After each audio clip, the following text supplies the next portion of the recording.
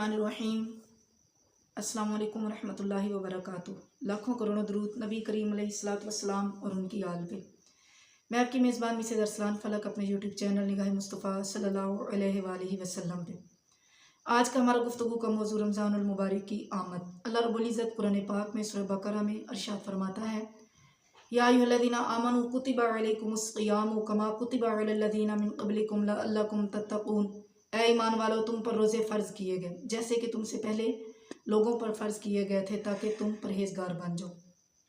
अब रोज़ा एक प्रैक्टिस है, एक जद्दोजहद का नाम है कि हमारे पास हलाल चीज़ें तमाम मौजूद हों, लेकिन सिर्फ़ और सिर्फ अल्लाह की रज़ा की खातिर हमें उन तमाम हलाल चीज़ों से बच के रहना है कि हम रोज़े की हालत में होंगे। सोम का मतलब है, इसका यानी लुग़वी माना जो है वो है रुक जाना, हलाल मशरूबात से रुके रहना।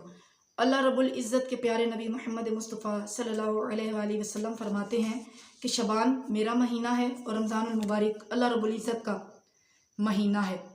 अब जब रमज़ानुल मुबारक का महीना आता है तो जन्नत के दरवाज़े खोल दिए जाते हैं, और अगर कोई इंसान नफल पढ़ता है तो नफल का सवाब फ़र्ज़ों के बराबर अल्लाह रब्बुल इज़्ज़त अता कर देता है, और अगर कोई फ़र्ज़ पढ़ता है तो उसे 70 गुना यानी 70 फ़र्ज़ों के बराबर उस इंसान को उसका सवाब मिलता है। अगर कोई इंसान इस रमज़ान मुबारक के महीने में 1 रुपया खर्च करता है तो उसे 70 रुपये खर्च करने के बराबर सवाब मिलता है। अगर कोई इंसान 1 नेकी करता है तो उसे 70 नेकियां करने के बराबर सवाब मिलता है। अगर कोई इंसान इस रमज़ान मुबारक के महीने में 1 कुरान पाक पढ़ लेता है तो अल्लाह रब्बुल इज़्ज़त 70 कुरान पाक पढ़ने के बराबर उस इंसान को सवाब अता कर देता है। तो अब हमें इस रमज़ान मुबारक के महीने में कुछ बातों का ख्याल रखना है। उनमें सबसे पहली बात यह कि हमें नमाज ज़ौक़ शौक़ और मोहब्बत से पढ़नी है। ये ना हो कि हम रोज़े की हालत में और दिन भर के थकें और हम कह रहे हों कि जी अब नमाज तरावी भी पढ़नी है, अब नमाज भी पढ़नी है, यानी हम सुस्ती का मुज़ाहिरा कर रहे हों। तो इससे क्या होगा कि हमारे ज़ौक़ की कमज़ोरी होगी, हमारी मोहब्बत की कमज़ोरी होगी। हमें ज़ौक़ शौक़ के साथ नमाज़ों को अदा करना है, और फिर सबसे बढ़ के कि हमें इस रमज़ान मुबारक के महीने में लोगों के साथ जो है ना वो अच्छा सलूक करना है, यानी लोगों को जितना हो सके हम इस महीने में नवाजें, चुपके से हम उनकी मदद करें।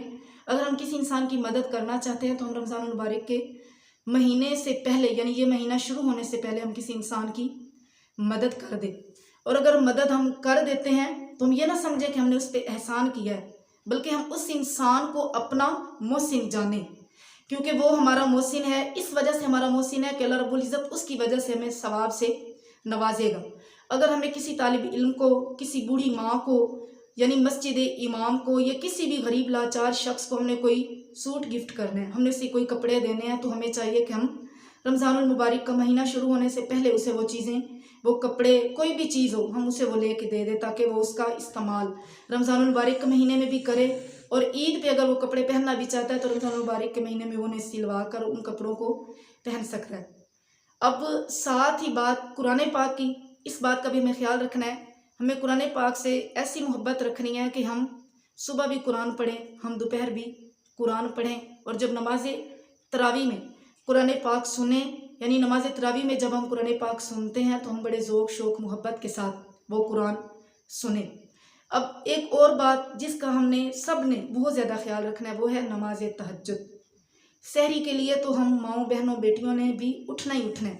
अगर सहरी नहीं बनानी तो भी हमने खाने के लिए उठना है। अगर हमारा कोई बेटा है, हमारा कोई भाई है, उसने भी उठना है। दही लेने के लिए भी आजकल जैसे जाना पड़ता है, दही लेने जाना है, दूध लेने जाना है, तो जाना ही जाना है। सुस्ती तब भी छोड़नी है। वही नौजवान, वही बेटी, वही बहन अगर टाइम से उठ जाए, 15-20 मिनट पहले उठ जाए, उठ के पहले नमाज तहज्जुद अदा करे और फिर उसके बाद वो सहरी खा ले, सहरी कर ले, तो देखें जब इंसान नमाज तहज्जुद के लिए उठता है तो आका अलैहिस्सलातु वस्सलाम का फरमान है कि अल्लाह मुस्कुराता है।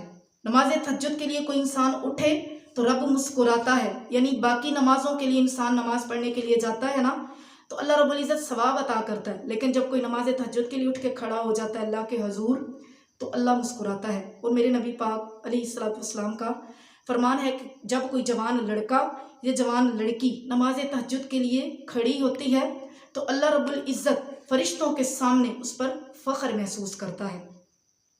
इसलिए जितना हो सके नमाज, कुरान, दरूद का हमने इस महीने में ख़ुद को पाबंद करना है, और इस पाक महीने में हमने जिन चीज़ों से बचना है वो ये है कि हम बेईमानी, धोखा दही और बदकारी, झूठ, हसद, चुगली, गीबत जैसे गुनाहों से हमने खुद को बचाना है।